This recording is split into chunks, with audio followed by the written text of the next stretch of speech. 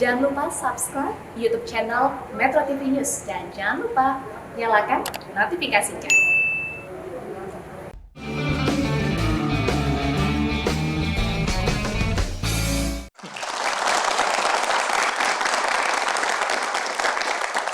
Ya, tadi kan kita cerita bahwa Anda kan punya keluarga juga di Palu hari itu ya, Betul, tinggal di sana, betul. anak dan istri. Iya. Anak umur berapa waktu itu? Waktu itu sekitar 4 tahun lebih lah. 4 tahun lebih. Nah, setelah guncangan yang besar itu, apa yang Anda lakukan? Pada saat setelah gempa 7 skala Richter menimpa kota Palu, pada saat itu saya nggak langsung pergi meninggalkan kantor, Bang, gitu kan. Tapi saya lari, ada disebutnya pos 4 kalau nggak salah. Itu tempat berkumpulnya rekan-rekan pegawai Bandar Udara Mutiara Sis Al Jufri Palu. Sebelum saya sampai di pos tersebut, ini rekan-rekan sudah berdatangan nih. Jadi rekan-rekan dari bandara sudah berdatangan untuk melakukan upaya evakuasi. Nah, terus bagaimana nasib anak dan istri Anda? Setelah memastikan almarhum dibawa ke rumah sakit, saya baru, Bang, nyari nih anak istri ke rumah. Apa yang terjadi? Saya nggak dapati di rumah. Jadi posisi rumah saya itu kurang dari 1 kilo dari bandara dan waktu tempuh sekitar tidak melebihi 10 menit biasanya. Kalau normal. Normal. Terus Pada hari itu? saat malam itu hampir 1,5 jam. Karena? Ya, jalan itu aspal Sudah naik udah hampir berantakan 1 semua. meter, tiang listrik tumbang, terus pohon tumbang, terus chaos, masyarakat malam itu histeris. Ya udah nggak bisa dibayangin lah. Intinya saya kesulitan untuk Kembali ke menembus rumah. Akhirnya mobil saya taruh di jalan, saya jalan kaki lanjut ke rumah. Setelah berputar-putar hampir 3 jam lah. Jadi praktis ya dari kantor ke rumah, berputar-putar di kota Palu, hampir 3 jam, sekitar hampir jam. Ini mencari anak dan istri nih? Sekitar jam setengah 10-an saya baru dapati anak istri saya di pinggir jalan. Di pinggir jalan? Iya. Baru setelah itu besoknya atau kapan Anda balik lagi? Setelah itu saya antar anak dan istri saya ke kediaman kakak ipar saya, gitu kan. Dan setelah sampai di kediaman kakak ipar, dan saya pada saat itu hanya menyampaikan pada istri saya, Bunda, tolong dengarkan apa yang diperintahkan oleh abang. Abang pengganti ayah. Malam ini ayah harus kembali ke kantor. Oh, jadi malam itu juga Anda kembali? Iya, malam ini saya harus ayah harus ke kantor untuk mengumpulkan adik-adik terlebih dahulu. Malam ya dengan diiringi isak tangis ya akhirnya saya berangkat ke kantor dan saya baru kembali ke rumah kakak itu setelah 3 hari. 3 hari, jadi Kemudian, 3 hari Anda berada di area bandara. Betul. Itu. Saya membayangkan ini, saya nggak ngerti ya. Kalau nggak ada petugas ATC, ya nyebutnya petugas ATC ya, atau teman-teman ATC, apakah seorang pilot boleh mendaratkan pesawatnya? Boleh, tapi tidak ada jaminan bisa selamat. Gimana? Ya kita analogikan ketika ada suatu penerbangan, ada kondisi emergensi mengharuskan seorang penerbang untuk mendarat, entah di mana itu. Itu kan sudah menjadi decision dari seorang pilot, gitu kan. Kami petugas ATC wajib hadir dalam rangka memberikan tugas pemanduan untuk memastikan keselamatan penerbangan. Semenjak pesawat itu menyalakan mesin sampai dengan mematikan mesin di bandara tujuan. Jadi itu yang kami pastikan, kami wajib hadir untuk tetap memberikan pelayanan. Jadi dari dia take off di sini, di udara, betul, sampai dia landing, mati mesin, itu tanggung jawab teman-teman ATC.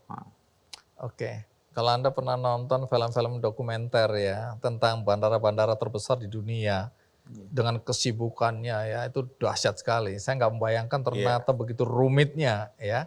Dan yang menarik adalah bagaimana jaringan pesawat di seluruh dunia itu ya. Lalu lintasnya gila sekali ya. Nah itu kan makanya pentingnya disiplin pada ketinggian masing-masing ya. Kalau tidak ini sudah bang-bung. Betul. Saya ngebayangin ini kalau kadang-kadang saya di atas pesawat ya, tengah malam gitu, penerbangan internasional. Nah, saya duduk, saya bilang, iya kelihatannya tenang ini, tapi apa nggak mungkin tiba-tiba ada pesawat dari samping kita ditabrak. Jadi begini, itu gimana Bang. itu? Suatu pesawat bernavigasi itu kan berdasarkan dari peralatan apa yang dia bawa, begitu juga peralatan yang tersedia di ground, di daratan. Tapi yang perlu saya sampaikan di sini adalah sebetulnya navigasi pokok atau navigasi yang paling utama dalam penerbangan adalah mulutnya ATC, Bang. Oh, itu yang dipegang oleh pilot ya? Mulutnya ATC. Kalau yang terbang cuma satu, mungkin nggak perlu ATC. Ini yang terbang kan puluhan, bahkan ratusan. Iya. Jadi bisa dikatakan bahwasanya air traffic controller adalah navigasi yang paling utama dari sekian penerbangan. Nah, tantangan terberat atau terbesar yang dihadapi oleh teman-teman di ATC itu apa? Yang jelas adalah faktor yang paling utama kondisi cuaca. Ketika kondisi cuaca buruk, maka pilot tidak bisa terbang melalui rute yang semestinya. Sehingga itu akan mempengaruhi pergerakannya untuk menghindar cuaca tersebut, akan mempengaruhi penerbangan yang lainnya. Saya hanya sebagai orang yang mendapat manfaat dari pesawat, tapi di luar itu saya baru tahu betapa pentingnya Betul. mulut ATC tadi. Ya, terima kasih. Ya, Cepi sudah berbagi dengan kami semua di sini. Sama-sama, Bang. Ya, tentu saja harapannya teman-teman tetap semangat, sehat, sehingga tingkat kecelakaan pesawat itu ya tentu saja seminim mungkin.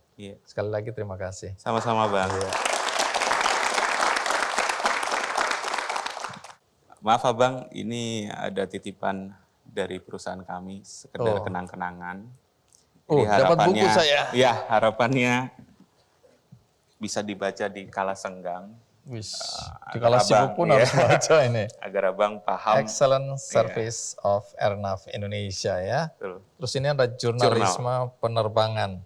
Apakah cuma saya sendiri yang dikasih? Para hadirin sudah diberikan bukunya. Oh, penonton juga dapat? Iya. Penonton, apakah semua sudah dapat buku ini? Apakah bahagia? Bahagia. Saya juga bahagia. Ini pasti ceritanya menarik sekali di sini ya. Kita lebih banyak tahu apa yang dikerjakan oleh Cepi dan teman-teman. Dan seperti biasa, saya juga ingin berbagi buku. Dan bagi Anda yang tidak sempat atau tidak bisa ke studio, Anda pasti punya kesempatan untuk dapatkan buku ini. Caranya adalah dengan mengikuti kuis di Twitter, Instagram, dan Facebook Kick Andy Show. Di situ nanti ada kuisnya, kalau Anda beruntung, Anda akan mendapatkan buku ini. Juga bagi Anda tadi yang menonton acara ini tidak dari awal, Anda tidak usah khawatir karena Anda bisa mengikutinya dari awal di tayangan ulang di metrotvnews.com. Atau ada juga cuplikannya di channel YouTube Kick Andy Show. Dan bagi Anda yang ingin berbuat baik, tapi Anda tidak tahu harus melakukan apa atau berbuat baik kepada siapa, maka Anda bisa juga melakukan kegiatan baik dengan berdonasi di benihbaik.com. Karena di sini ada penggalangan dana untuk Bidan Nita. Bidan Nita ini sejak tahun 2007 mengabdikan dirinya membantu ibu-ibu hamil dan anak-anak di pelosok desa Girisako, Kecamatan Logas Tanah Darat, Kabupaten Kuantan Singing, Riau. Jadi Bidan Nita ini dengan dedikasinya dia berhasil menurunkan angka atau tingkat kematian ibu dan anak di sana. Tapi dia tentu membutuhkan dukungan kita semua agar keselamatan ibu dan anak ini tetap terjaga. Untuk itu, bagi Anda yang tergerak hatinya, Anda bisa ikut berdonasi untuk mimpi dari Bidan Nita untuk menyelamatkan nyawa ibu dan anak di tempat dia bekerja. Akhirnya, semoga acara ini bermanfaat bagi kita semua. Sampai jumpa. Sekali lagi, Sehat-sehat. thank you ya. Iya, sama-sama. Sukses. Sehat-sehat.